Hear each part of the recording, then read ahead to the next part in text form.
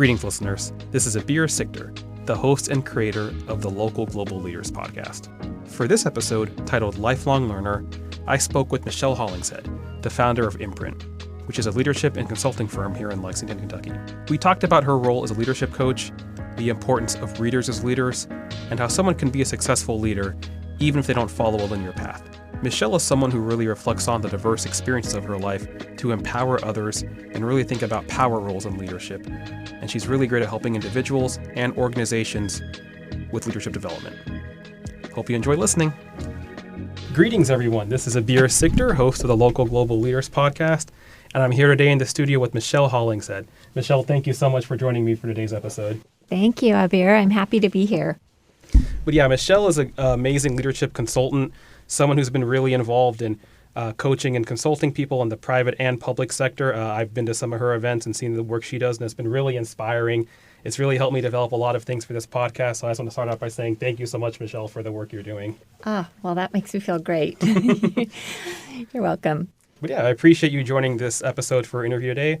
I want to start out by asking, who you are, who is Michelle Hollingshead, and how you became a leader. So I want you to introduce yourself to the listeners, however you wish. What do you want them to know about you off the bat? So this is an interesting question. I'm going to start actually with something I've been reflecting on at this stage of my life, and is the importance of being a lifelong learner. So I think at the heart of who I am, it's really learning and continuing even just to learn about myself and learn about our world and largely how I can be of service. My official bio is I'm the founder of Imprint. Our mission is helping individuals and organizations leave a meaningful imprint on our world. I'm a master certified coach to the International Coach Federation, a consultant for culture and conscious leadership, and I'm a mom of two amazing kids. Our daughter Addison is 22. Our son Jack is 19. I'm a wife. My husband, Dan, we've celebrated 25th wedding anniversary this year. Yes. And I think that's probably, and I'm an author now. Oh, yes. I keep forgetting to add that to the byline. So yes. I'm an author. Yes, yeah, and I appreciate you. I know I got a copy of your book at an event. Thank you for signing it as well. Yeah. I'll definitely ask some questions about that. But yeah, I want to know about your role. If you can tell us your role as the founder of Imprint and the work you do there.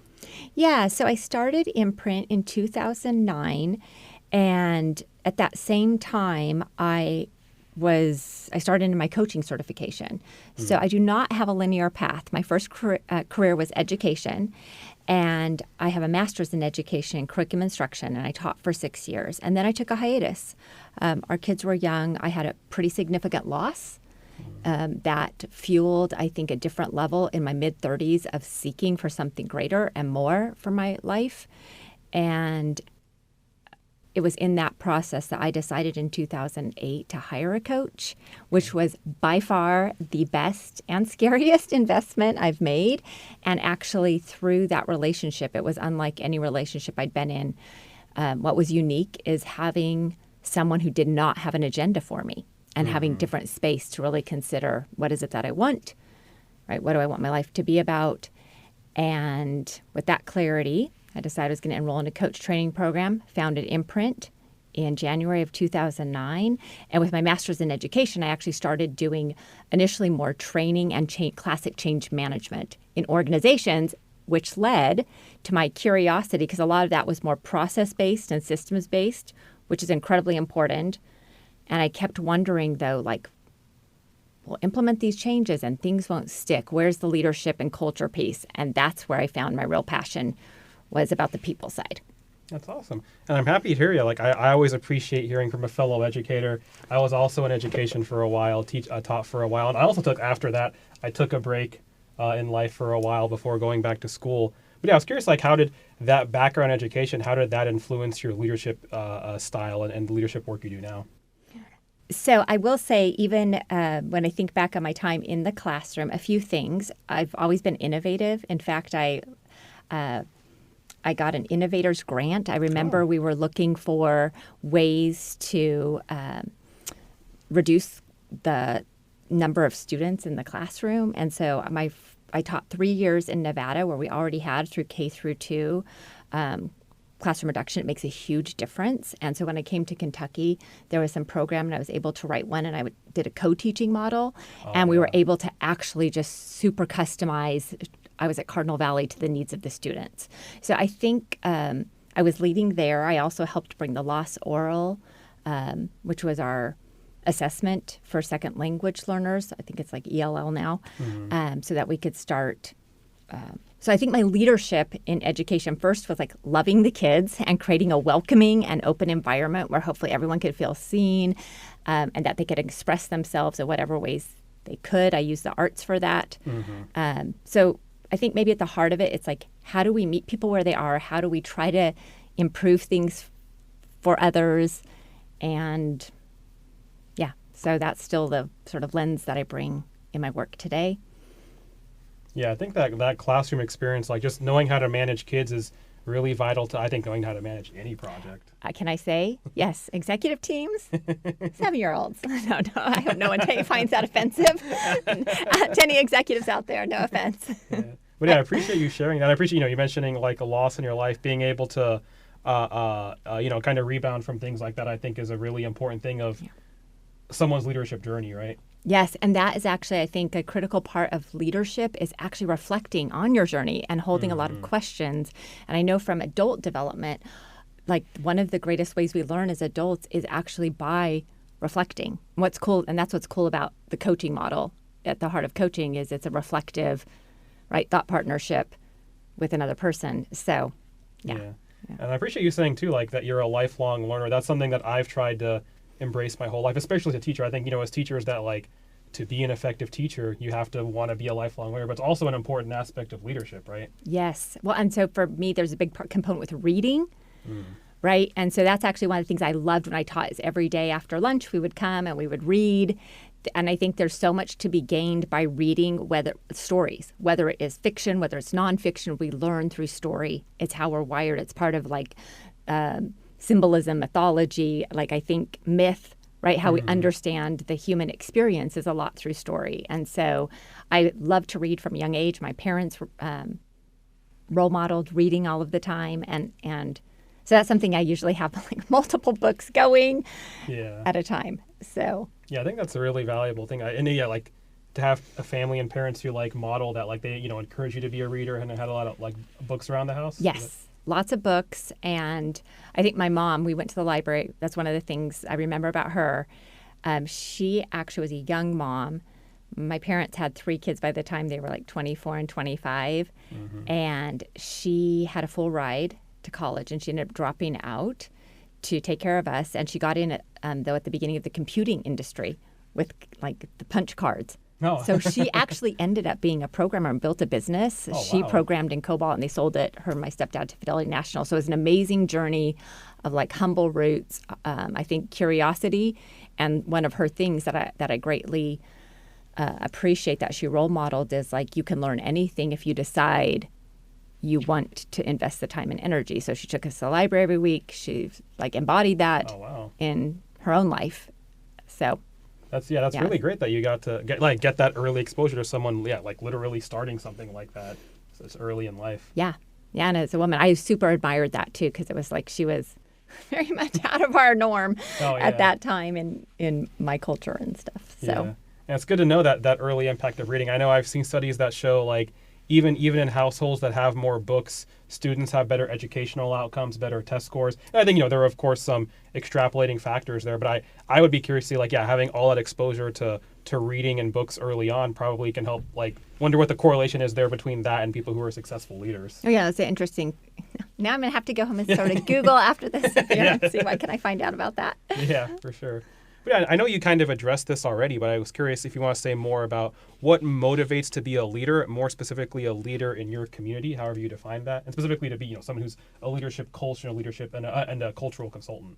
Yes. Okay, so I'll start there. First, one of the things, back to the sort of innovation thread that appealed to me about coaching, it's a relatively new profession. It was coming on late in the 80s, early 90s. In fact, when I took my coach training program through Coach U, that I started that in 2009. It was a totally different era still for coaching. Like now, almost all of the major universities have coaching programs. Okay. It's come a tremendous, it's come so far. I was going to say a tremendously long way. What's interesting to me is it's somewhat of a radical proposition, what coaching is for development, which is like we're actually looking at other human beings not as needing to be fixed. It's like, oh, we're seeing you as creative, resourceful, whole, right? You're the expert in your work and life. Of course, I have expertise, right, with models and frameworks and understanding like a lot about the human dimension from different, positive psychology, philosophy, theology. I mean, there's a lot of ways to look at human experience. And yet ultimately, how can I meet another human in this moment of possibility and conversation with in partnership, not a model of like, oh, I have the answer for you, which if you think about it is it's unique. Yeah. That's not a model that we've worked with for a long time, I think. And so that's what appealed to me. So I think that's super interesting. And so I decided to go all in on the coaching. And then what I like about the consulting piece is I do think that people generally like models, frameworks, things that can help us consider and maybe critically think or look at different aspects that illuminate maybe greater awareness about ourselves and others. And yeah, I like to bring those things without any, imposing. It's more of an offering. Hey, here's something to consider. How does this land for you? What are you learning as we consider that? And I'll just say one other thing that I think a lot about, and that is ownership and accountability. And what I mean by that, when I step in and take responsibility for the decisions I'm making, what that opens up and affords me. And so I think about my kids, and I'll just use that as an example, as a parent. So one of the things, and this has been hard. I'm going to say it's hard in certain moments because, right, there's a lot at stake. Love my kids, want the best for them. And yet there's been critical moments where my husband and I, it was their decision. And Abir, sometimes I've a lot of letting go because I believe that, them making the decision and taking the ownership, then they have they're in on it. They can't come back and say, oh, well, it's your fault, Mom. This didn't work because you made that decision for me to go do X. And it's the same with leaders.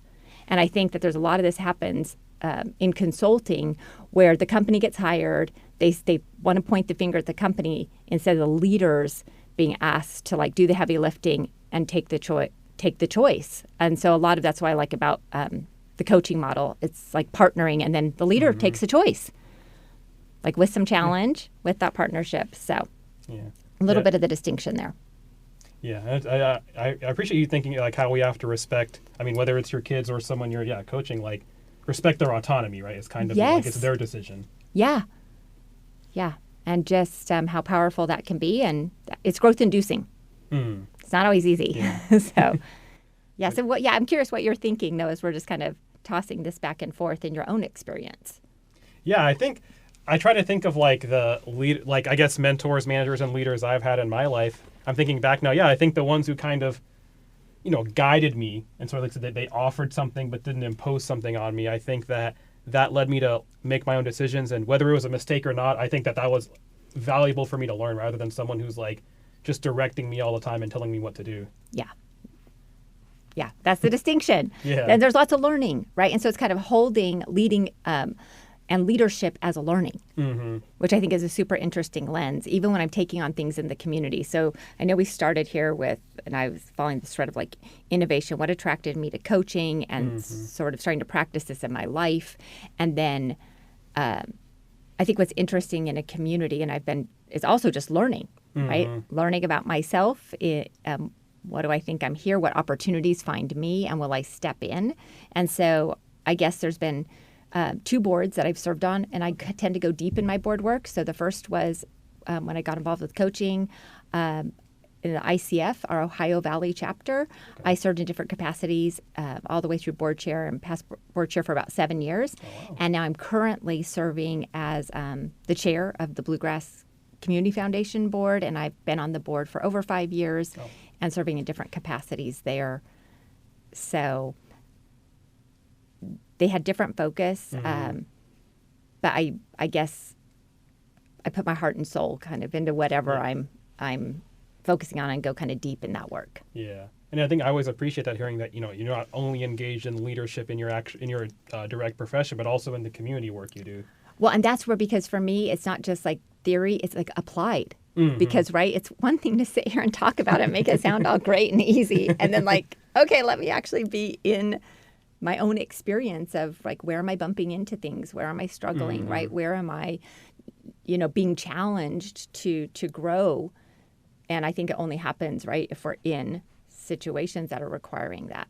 Mm-hmm. So that's the part of me that likes a challenge, if that makes sense. It's kind of a honing. Yeah. And how do you, from serving on a board, particularly being a board chair, how do you distinguish your leadership style from that versus, the coaching and consulting work you do? Yeah, so that's a great question. So one of the frames that I like to use for is around power differentials, actually. Mm-hmm. And so if I think about power, like we all have our personal power, right? And that's our own innate gifts, strengths. How do we access those to influence things? I think I've used a lot of that to stand up my business, right? As an entrepreneur, to have influence, to be able to build relationships and grow that. But the second, so we have personal power, and then we have role power, right? And so when I'm in this role of a chair, there are certain things, right? It's a positional power. And so holding that with a different level of respect and care and what is required there, that's distinct than maybe some of the things, right, that are my guiding principles, my values, and being able to widen that and to meet the needs of that role and what that role is asking of me. And then the third is status power. And I think this is the one of being aware of, because we all are conferred different status in our cultures about what's valued. And so having awareness about, okay, like age, gender, race, and like how those stack up, because we can unintentionally be in up power, down power roles and maybe having impacts that I'm unaware of. So these are just some frames I try to hold for myself and that kind of guide me in where I'm leading from. And would you say that intentional thinking about like power dynamics, is that your main kind of leadership style or philosophy? I think it's a great question. I think it's probably just one thing that I, sort of one, well, it's not the only, but it's a very important piece of this, because I think like leadership, like ultimately we have power, and what are we going to do with our power? Yeah. Right. And then people might not be framing it like that, but I think most people, like even think about a teacher in a classroom, you're in a power role, right? What's your up power? How are you thinking about your students? How are you seeing them? Right. So I think it's just a good way to sort of stay connected, stay humble, stay curious. Yeah. And would you say, like, how would you describe your, it might be hard to put into a few words, I guess, but your overall leadership style or philosophy? Okay, leadership style and philosophy. So I think it's collaborative. I think like do no harm comes, and that's an important one, right? That's something that comes to mind for me as guiding me. I want to be of service, right? So, yeah, that's important. Yeah, and you mentioned, of course, your recently published book about leadership, Meaning Indicator. Can you tell us about that and what influenced you to write it? Yeah, well, so interestingly enough, I was rereading in 2017, Man's Search for Meaning by Viktor Frankl. I don't know, have you ever read it? It's an excellent book. He was in the concentration camp, and he was trained as like a psychotherapist. And so he was honestly, and he invented something called logotherapy, and he was observing himself and others in this condition. And this is his reflection on that time. And I think what I appreciate about his quest is, his belief is that we actually, as humans, are wired for seeking meaning, right? We're trying to make sense maybe of the senseless, make meaning of the meaningless. And he also framed this idea that even in the most dire of circumstances, which he was in, I can't think of many more dire circumstances to live through, is that at the end of the day, what he could control was like his own internal weather, his attitude, and his mental state, and that he had that level that he chose to orient himself day in and day out with interacting with, his fellow beings. And he has a quote where he talks about just giving away his last piece of bread to someone who needed it more than he did. And so I just think that work, I was reading it, and it's actually where I got the idea that we find significance in this life through 3 indicators: challenge, work, and love. And I took a lot of the themes there, and then I had this hypothesis that, okay, I think that actually, after listening to like so many coaching conversations, I mean, thousands and thousands of hours, like what are the things that people typically come and talk about?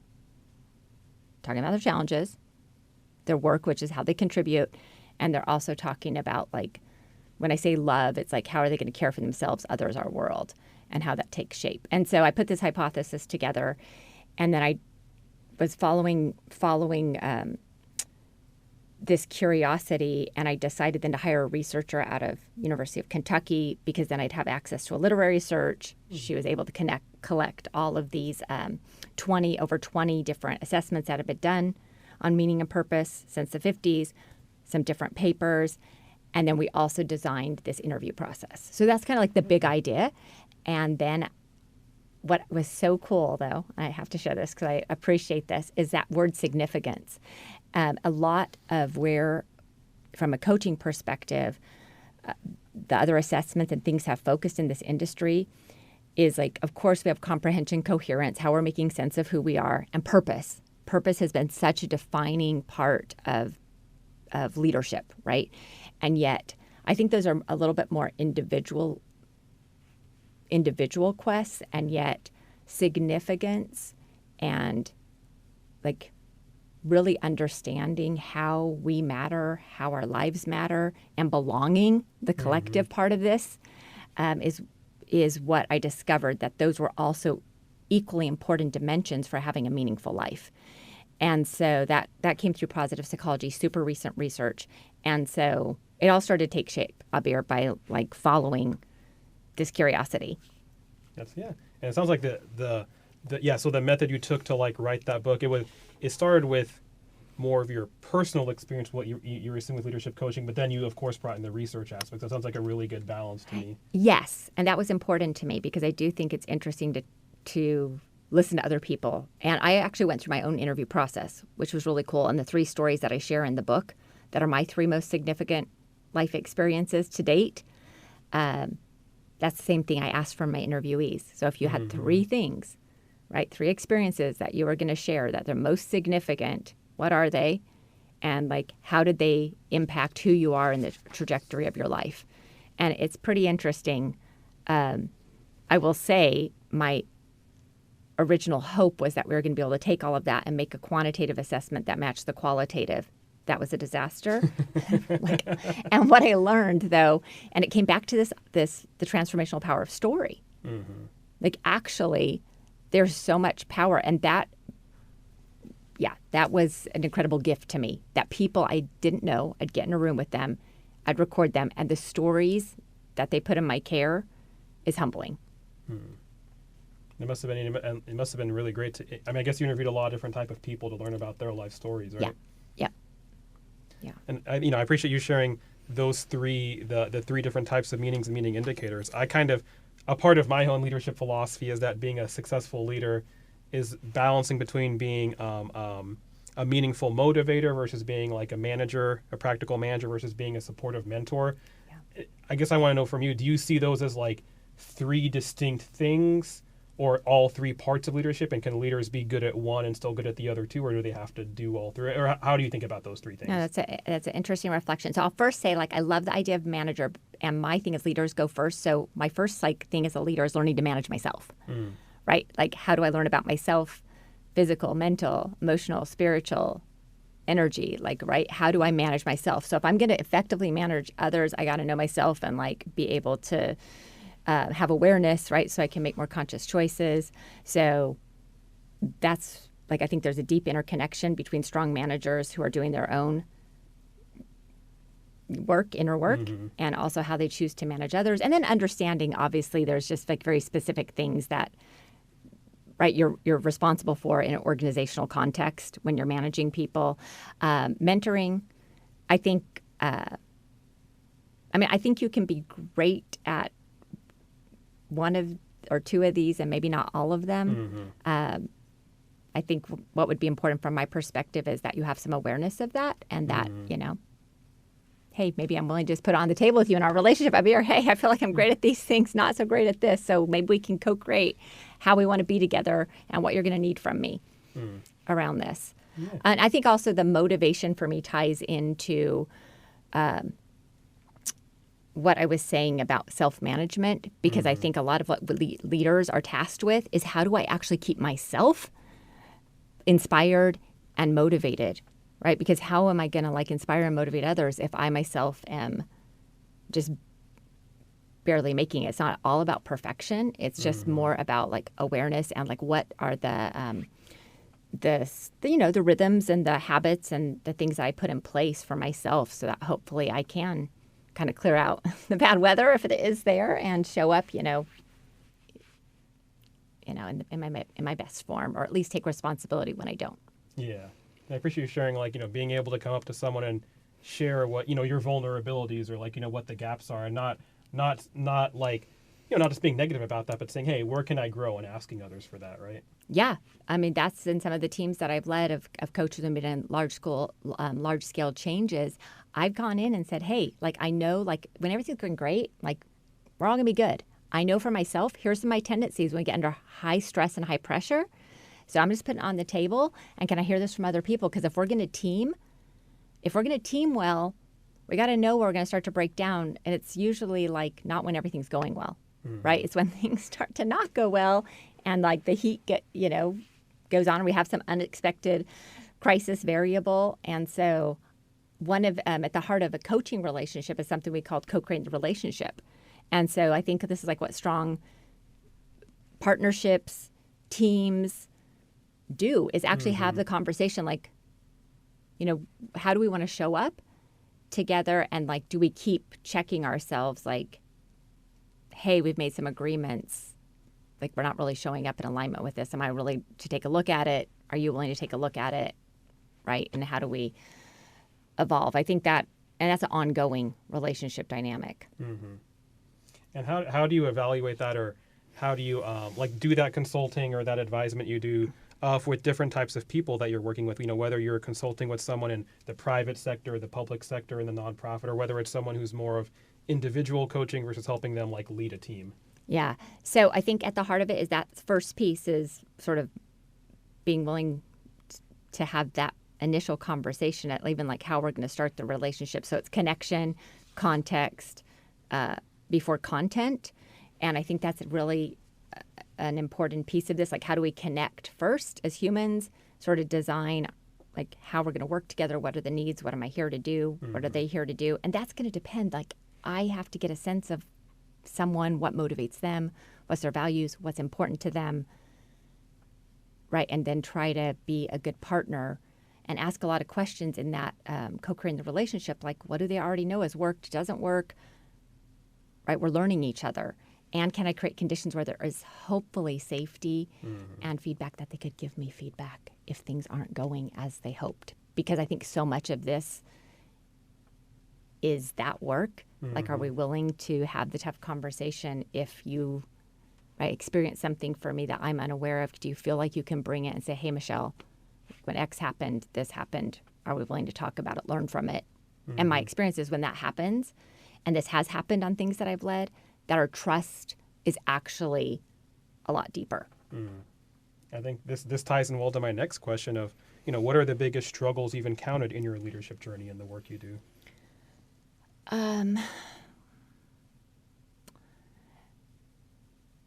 Well, I would say, I think this is just part of our being human, is like, it's tough. It's tough to walk our own talk. That's probably the hardest piece, right? And like walking alongside long arcs of change with people, and have, that can be difficult, because sometimes you can't see yet. You can't see yet that you're getting there. And so how do you stay with the vision? How do you stay connected to the values? How do you stay, right? And and stay with people, that has been, I think, some of the most challenging. And also walking away from some things where it's like, okay, I don't see that that where I actually have alignment. And what I mean by alignment is like we can disagree and still have alignment, but if we're not going to have the conversations to talk about the tensions or things, I might not be the best partner.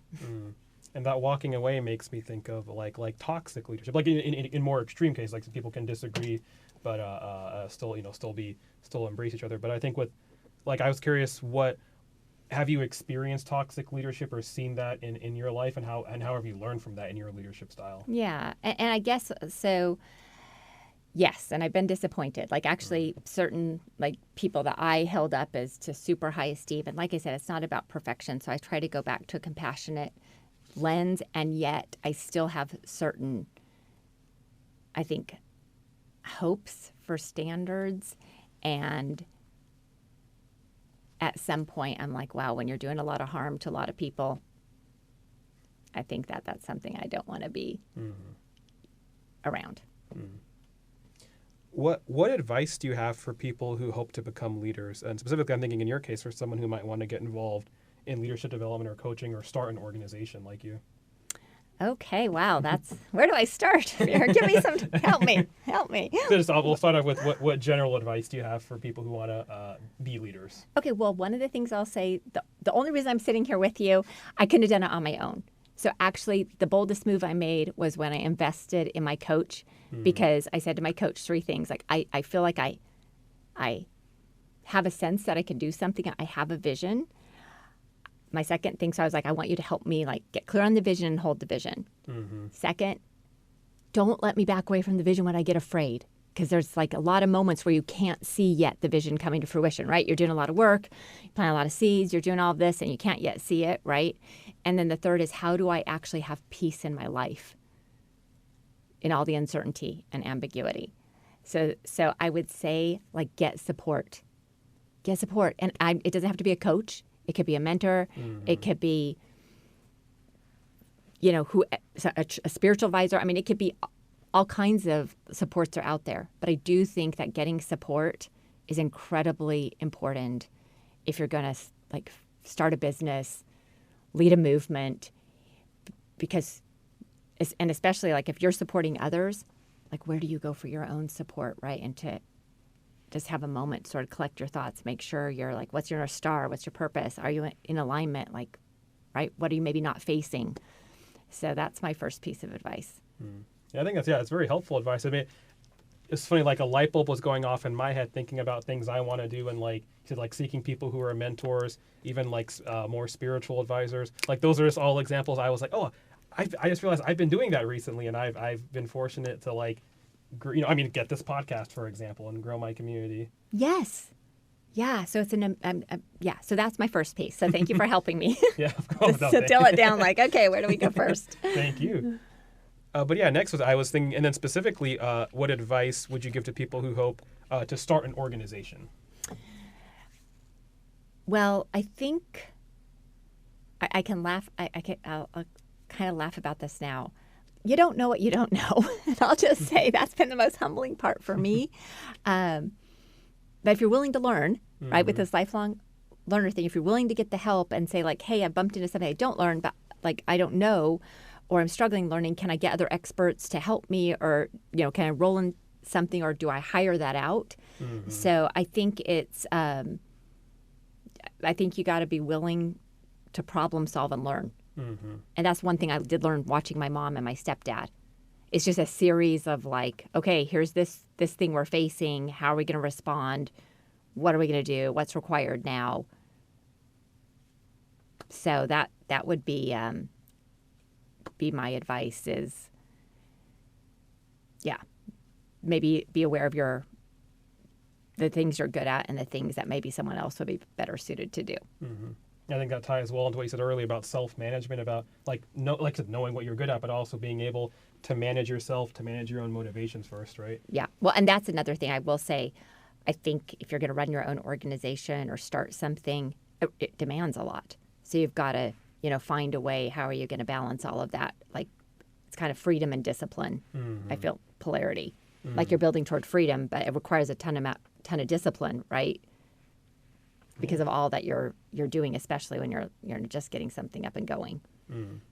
I feel like a lot of what you said too, I mean, with the work you do, you're empowering others, empowering them as leaders, helping to become leaders. What advice do you have for people who want to do that, like who want to just empower others however they want to do that? Well, so one of the things that I'm doing now that I'm really excited about in the past couple of years, I was invited to be on the faculty for ACT Leadership. Brown University Professional Studies has a leadership and performance coaching certification program. It's an 8-month program, and it puts people on track to get the ICF Associate Certified Credential.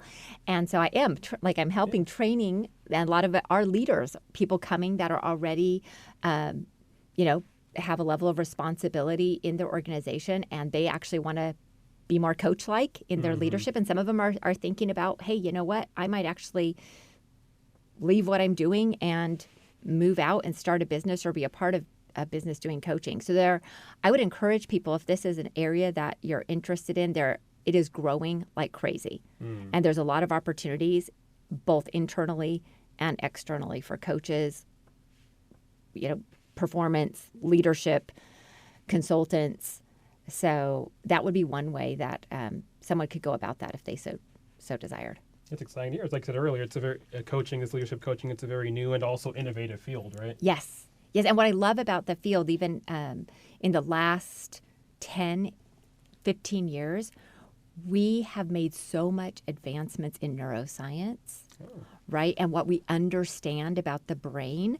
And so a lot of the things that I think people used to think are like soft, no, actually we have a lot of like science now that we understand. Even I think it's super interesting that if we were to scan our brains, Abir, and I'm telling you the answer to something, there's going to be little neural activity happening if they did MRIs while I'm telling you, okay, here's what I think you need to do today. Like hardly. But if I were ask you, right, some questions, a series of questions for you to think and sort of source your own answer, tons of neural activity, brain activity happening, right? And so you're making connections, which we know then there is a higher percentage that you are actually going to follow through when you come to the answer yourself.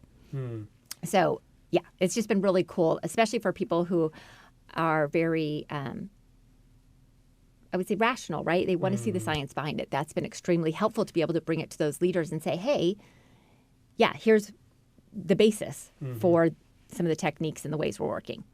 That's really interesting to hear, because when I first think of like leadership coaching or consulting, I think of it more of like, someone with a philosophy background, or more of like the social science. But yeah, there is like evidence-based science to the work that leadership coaching, like that's happening now, right? That's happening now.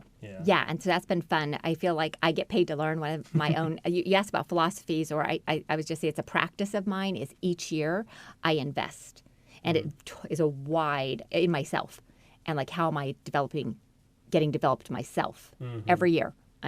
Because I feel like if I'm asking that, how am I going to be of greater service? So I continue to learn, stretch, put myself in uncomfortable situations or new information. And so that's one of the things I love the most. I feel like I get paid to learn in certain instances. That's awesome. I appreciate you sharing all that about, all this leadership development work you're doing. Now I kind of want to think about the local global context of the work you do. So I want to start off, you talked about how much, reading is a big important part of your life and the leadership journey you've been on. What are some of the biggest leadership lessons you've learned from books as well as from movies or TV or pop culture? I guess we'll start with books first. Okay, well, so I'll share. So one of the things that is was an amazing professional opening for me is I had a client early on give me a book called Conscious Business. And she said to me, hey, a lot of the things you talk about sound like this book. So I got the book. It's by Fred Kaufman out of MIT Business School, Sloan Management. And so I got it and I was like, oh my gosh, I just was so like, I just loved it, right? I don't know if you ever read something where you're just like, wow, this is just like kind of blowing my mind. So I was like, I'm going to get it on CD. So this will tell you how old I am. So I was like listening to it. I'm like, I need to hear this more. And then I was like, went to their website because my husband and I would, sometimes we would do things together. I was like, I really think this is cool. Let's try to go to a training on this. No, they don't offer anything to the public. So I just kind of set it aside, didn't think about it for a while. The company was excellent. So fast forward, when I was serving on the ICF Ohio Valley Board, we would do a lot of programming, right, for coaches, continuing education. And there was a woman who relocated from Washington, D.C. to Louisville. And so I called her up, introduced myself. Hey, we're so happy to have you. Would you be willing to do something for our chapter?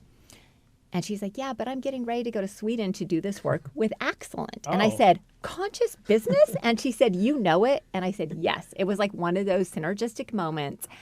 So anyhow, fast forward, they had their North America region sort of decimated, with some of the things that had happened in the Great Recession, 2008, and then some rebuilding, and then some other things that had happened with the founders. So they were just kind of standing up North America again, and they put together this program called Partners in Purpose. And they chose like 20 coaches and consultants from all over the U.S. to be a part of this. And at the end, there was going to be 6 of us who were invited to be part of their faculty network. I was just so happy to be part of the learning. I don't know if you know Raj Sisodia of Conscious Capitalism and John Mackey. They wrote that book, Conscious Capitalism. He was coming to speak to us. Gail, what was Gail's? She was at the time the chief culture officer of Wikipedia. Anyhow, It was just and all the people I was meeting, it was such an amazing experience. And I thought, oh my gosh, I'm just happy to be a part of it. Well, I did. I ended up being invited to be 6 of us got invited to be part of their faculty network. And that opened up an amazing journey for me. Not always easy, because it was an intensive in conscious business. And so we were going intense into the practice of it. But I got to work with people all over the world with I did amazing culture work with a lot of the big tech players. So it was a priceless opportunity. And I worked with them for about 10 years. And conscious business really is based on integral theory. And if you go into the stages of adult development, but integral leadership, I would say, is the heart of the style of leadership that I practice and teach. That's such a awesome story to hear about. The synergy of how all that came together from one book and one experience. Yeah. So that's what I recommend across the board is conscious business. That's awesome. Who are your most important, you would say, leadership role models, whether people who are fictional or real people? Yeah, I've been thinking about this one. So one, interestingly enough, and I was just with her, is my Aunt Barbara. Okay. So early on, when I was starting my business, I actually interviewed 3 women that I admired, that I felt like they ran businesses. They had their, it's important for me to have my family as a huge part of my life and how I wanted to be as a mom. And I really looked up to them in the way that I felt like they were able to be professionally, be in their community, be in their family. And my Aunt Barbara, who just turned 78, is one of them. And she actually was an educator in Oakland. Oh, wow. And she's an amazing, amazing woman. And I just went out and spent a weekend in San Francisco out with my Aunt Barbara and my Uncle Ted. And I was reminding her, I said, do you remember when I called when I was trying to get the bravery to start this business? And I was having some hesitations about certain things, and I interviewed you and how I always admired you. And I was able to share back with her, and she'd forgotten about it, about how much, and I was just still seeing her as a 70-year-old woman. She's had a heart attack now, and she's recovered fully. And we walked some crazy amount of miles on this Iron Horse pathway. So I think she's also a lifelong learner, right? She's still tutoring. She is still tutoring at 78. These kids come to her house, and she probably still tutors 10 kids. And she said it keeps her alive. And so I think usually what I admire is, and she hasn't had, the easiest path. My uncle's had some health problems, and she's, helping him navigate that. He's 82. So I guess to bottom line some of the characteristics, obviously this willingness to keep learning, I think giving back, being of service, right? And throughout your entire life staying vital and vibrant. And that requires that different things in different moments, right? Because we're different versions of ourselves if we're willing to like step in and like let things evolve. Yeah. Gosh, yeah. Aunt Barbara just sounds like such an amazing, like a very inspiring figure. Yeah. Yeah. So she's one that that I just think sort of, yeah. I'll tell her now. I'm gonna call her after this and be like, I spoke about you on a podcast, Aunt Barbara. She'll be like, okay, Michelle. And she's funny. She has a good look. Doesn't take herself too seriously. Yeah. That's awesome. Are there any national or global leaders who you look up to, whether in business and government or in another area, but people you look up to as role models? Well, so I am going to speak. I'm hesitating a little to speak about this because I think it might. I really feel like Kamala Harris has met the moment. So for me, leadership is about meeting the moment because it doesn't matter who we were a year ago, right? We just have this moment. And so what I really look for in leaders is like, are they present and are they able to meet the moment? And I have so admired like the complexities that she's facing in the landscape and how she is meeting the moment. Do you see yourself as a leader? You kind of talked about like the coaching community and that area. Do you see yourself as a leader in a movement like that through the work you do with Imprint or through the other initiatives you've led? Yes. And I feel so fortunate to be a part of like bringing coaching to the world. It's about human flourishing, right? It's about possibility. It's about potential. It's about holding us like as humans and bringing more humanity into the workplace and what's possible from that, bringing more consciousness to our leadership, to our leaders, to our choices. And so I feel like so happy to be a part of that and to be a part of a global community of people committed to those practices themselves, and then also like what that looks like, collectively and what's possible, right? When we show up in these ways and we connect in these ways and we create in these ways and we co-create. So, yeah, it brings me great joy. Yeah, and it's great to hear you say you're talking about like this area, like it's developing so much. It is like a very recent new area. Like it's important to have leaders in this movement, something that's constantly growing and evolving. Yeah, and I think one of the other things that I've been thinking about coming into our conversation around leadership is the importance of, like, a lot of my growth has been like, hey, I don't necessarily, like, you're not always the person who's in the front of the room. Sometimes your leadership is you're showing up for someone else's movement, right? And that because people need people to show up. And so like for me, it's like positional leadership, like understanding like, okay, yeah, maybe this is, I'm called or I'm in this, role power here, and that's what I'm being asked to do. Also, my leadership is where am I dedicating my attention, time, energy for things I deeply care about and being a part of them. Doesn't necessarily mean I'm the one, Michelle, at the front of this. Does that make sense? And I think that's so important is leaders all need followers. And are we willing to show up and, and follow, which is equally important. It's like horses actually lead from behind. I think that ties well into like empowerment as well. Like people I think are inspired to follow a leader when they feel empowered by that leader. Yes, so well said.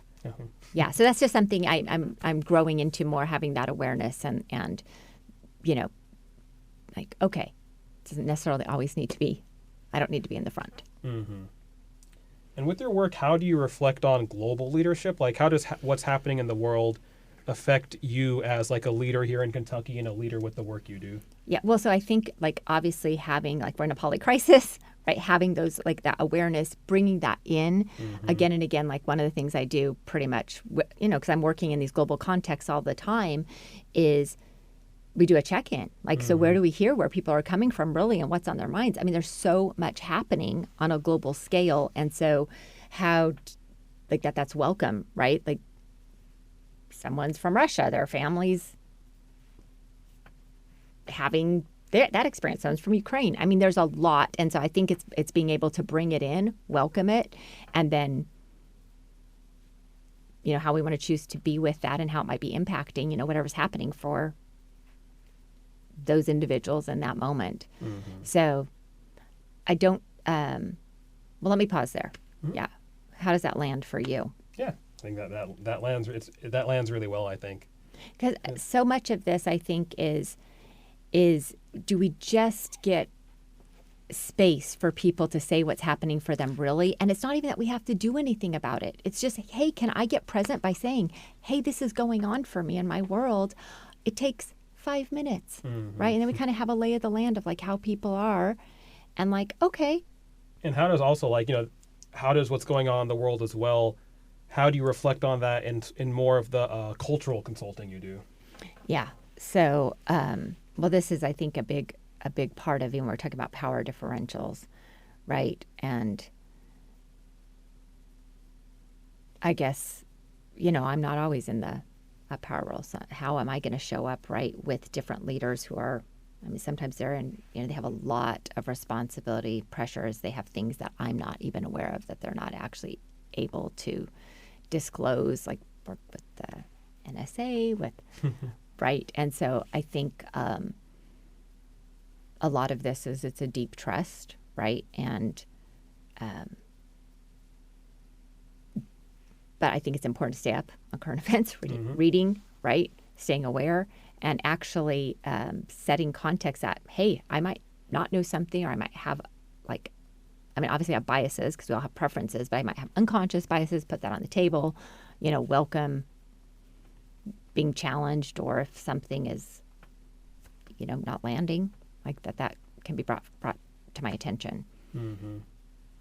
How would you say the work you do with Imprint, how does that work put Kentucky on the global map to show everyone, show the world, hey, what does Kentucky have to I think offer? it's interesting. So I will say, because I grew up in Las Vegas, and it's so funny. I feel like I could write a whole book just on when you tell people you're from Kentucky or you tell people you're from Las Vegas and how they respond. That could be an entire book up here. Like, it's super interesting to see people's eye makeup. They have the assumptions. I had assumptions about Kentucky before I came here, right? And so I think I feel proud, right, that, I think that represent Kentucky, right, in a way that I would want Kentucky to be represented from a global perspective. I'm like, all right, I'm the person on the call, not from California or New York doing this kind of work. I'm in Kentucky. Yeah. So. And how would you say also, in addition to Imprint, how does the work you do leading the board of the Bluegrass Community Foundation, how does that also put Kentucky on the global map and show the world, hey, here's what Kentucky has to offer? And that's the thing, because I'm talking about the work that we're doing in our community, and people are blown away. I actually feel like we are leading tremendously with, the great things that are happening here. So I'm so proud of the work that's been happening in the community, things like On the Table, things like Take Back Cheapside, things like our Lexington Black Prosperity Initiative, right? We just had some Black Philanthropy Week. We're doing amazing, interesting, cool things, and they're in partnership, which is also significant, right? Like, it's not just BGCF, it's in partnership, right, with other institutions, leaders in the community. Yeah, that's it. I appreciate you sharing all that work. I've been, seeing it on the local news, hearing about it online on social media. So many great things the foundation is doing for Lexington and for Kentucky overall. Yes, and so it's really fun to be able to share, like, hey, like, this is all happening here, and then also to connect with people and to learn what's happening in their communities, right? Because I feel like we can. There's a lot to say, like, okay, let's hop on a call. Let's hear, what's happening in Rhode Island, or what's happening in Atlanta, or what's happening. So I'm very proud of that, and I feel grateful that I'm just grateful that we have the leaders that we have. Like, Lisa Adkins has been amazing in that role for our community foundation, so I do want to give her a lot of credit. That's awesome. That's great. I appreciate you sharing all that. Is there anything else you want to share with our listeners about the work you do or about leadership? I guess what I'll share about how the work is maybe evolving, which is, I think, a part of leadership. So if I think about the evolution of things, like, we got to be willing to maybe, there's been different evolutions in my business, right? And so being willing to let certain things go, and then you're kind of in that space of, like, all right, new things are taking shape and forming. That's kind of that messy middle space. It's not always that fun, but being in it and being in that tension, and I think and being willing to be in it with curiosity, and then and then the new thing starts to take shape. And I actually feel like I'm right in that spot again. And I'm actually super excited because I'm working on some things coming out of like a leadership development program that we'll launch with a colleague in 2025 in fall. Wow. That's coming based on the 4 dimensions of meaning and the work in the book, but putting into a practical, applicable leadership journey for people. So there's cool things that are afoot, and yet I've space right where I'm like doing the deep work of the conversations, the dialogue, the innovation, the program design. Yeah, so it's kind of exciting. That's all. Yeah, I look forward to seeing that work be espoused. It's really awesome. Yeah. Yeah, Michelle. Thank you so much for joining me in the studio today. I really appreciate you speaking on this episode and hearing about your professional experience, your personal journeys, and all this. It's been really, really empowering and insightful. And I just want to say thank you so much for taking the time. Thank you so much for having me. Of course. That concludes my interview with Michelle Hollingshead, a fellow lifelong learner. You can learn more about her organization, Imprint, by visiting imprintcoaching.com. You can also learn more about her work with the Bluegrass Community Foundation by visiting bgcf.org. And you can order her book, Meaning Indicator, by going to meaningindicator.com or by finding it on Amazon.